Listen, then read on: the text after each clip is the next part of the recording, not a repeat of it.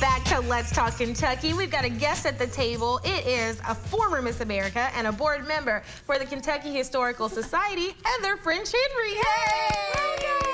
It's so great to be here. Look, we are all Barbied out. Yes, we are. You know what? I didn't actually get the memo, but I thought this would be a wonderful way to celebrate Barbie since I'm a Barbie fan. And Barbie's been in the military too, so it kind of all coincides together. You felt it in your heart. I did, yes. Ever since I knew the movie was coming out, I'm like, ooh, this is my chance. It's my time to shine. Yes. So funny. So you are here to tell us about a women's military history exhibit at the Historical Society.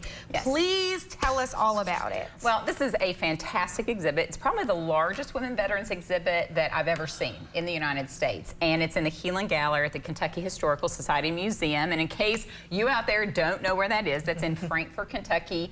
Huge, large museum right smack dab in the middle, not too far down from the Capitol. And what's really great is that this is the first time that we've really focused just solely on women veterans. And women make up such a substantial part of the military now. I mean, as of 2021, it was 17% of the military, which is a little over 230,000 members who are protecting our democracy and our freedoms. And that doesn't even count Guard and Reserve. That's over 21%.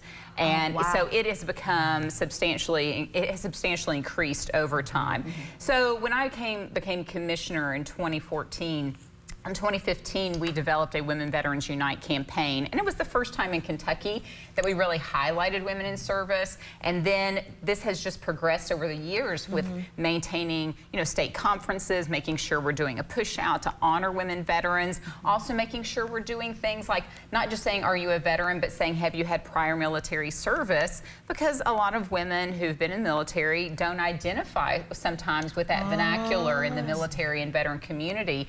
And so we fast forward, and now with the new commissioner and with this wonderful board team at KHS, we're able to really talk about those specific issues.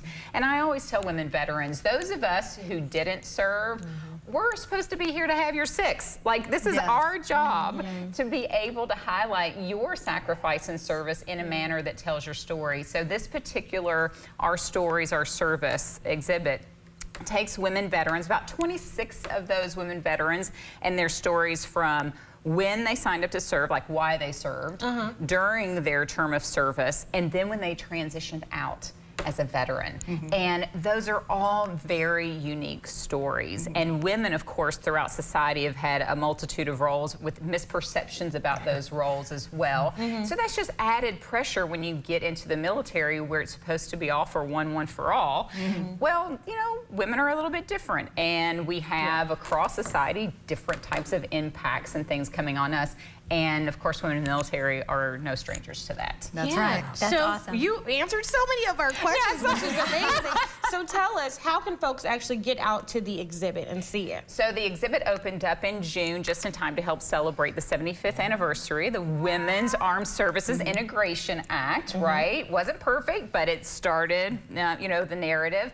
And so in June it opened, and we'll be going through the fall of 2024. So it'll be there for a long duration. So when folks, and not just even older people, but school visits, when they come in, they're not just gonna see G.I. Joe, but they're gonna see G.I. Jane, right? It's a whole exhibit. And so they can go on the Kentucky Historical Society website or follow them on Instagram and social media. Actually, what's really great is their social media handle actually is it's a picture of the exhibit, Our Stories, Our Service, which is really neat. So they're really owning it, which I love. Very, very cool. So you've had some personal news that's very exciting. You got a call from the Navy, and they asked you to do something pretty important. Talk to us about that. I'm really excited. So Secretary Del Toro, who's Secretary of the Navy, instituted this wonderful program. It's an ambassadorship program for civilian leaders to help highlight different parts of the service within our community. So for Kentucky, being already immersed in the military and veteran community, being able to talk about issues and highlight services that the Navy gives. I mean, the fact that we've had over 40 ships in the Navy actually commissioned that are named after different parts of Kentucky. And, you know, how does the Navy translate into Kentucky? How many of our service members here are in the Navy? Naval Reserve there for your husband, Doug, and all of the wonderful things that he has done throughout his career. And I'm really excited. This is, they're supposed to be finding 2 per state. We're at about 16 right now. It's the only department, the Department of Defense, that has taken on this initiative. So I have to give props to Secretary Del Toro and his staff for recognizing that civilians can play a part in that narrative of how we get the word out about our military, just like this exhibit's doing in Frankfort. You know, if we don't talk about it, we forget. That's right. Absolutely. Yep. Well, thank you for joining us at the table to talk about it, and stay with us. We're going to have you for our next segment. Everybody stay with us. We have a new segment. It's called Funny Tweets.